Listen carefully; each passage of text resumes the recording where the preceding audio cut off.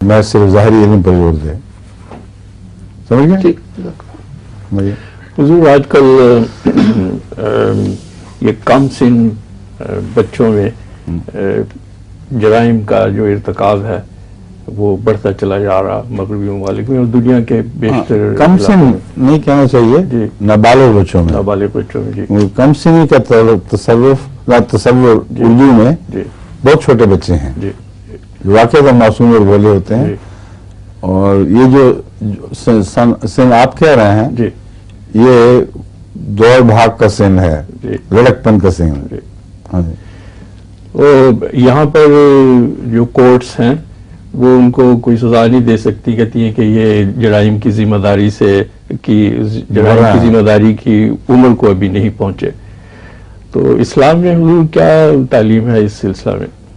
اسلام نے تو بڑی واضح طور پر ماں باپ پر ذمہ داری ڈالی ہے کہ وہ اپنی اولاد کی تربیت کریں اور ان کی عدم تربیت کے نقصانات ان کو نہ صرف اس دنیا میں پہنچیں گے بلکہ آخرت میں بھی پہنچیں گے اور وہ جواب دہ ہوں گے. تو اس سے بڑی ذمہ داری کیا ہو سکتی ہے؟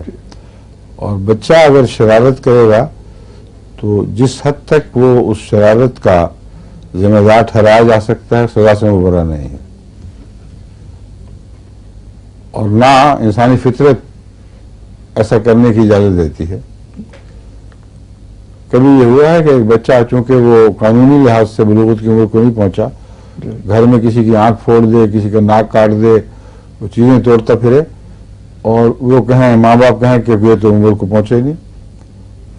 یہ فطرت کے تقاضے ہیں. اگر کوئی بچہ شرارت کرتا ہے تو اگر پیار اور معافی سے وہ ٹھیک ہو سکتا ہے تو وہی بہتر ہے, لیکن باز نہیں آتا تو اس کے کان کھینچنے پڑتے ہیں اور اس حد تک نہیں کہ کان ہی اکھیڑ دو.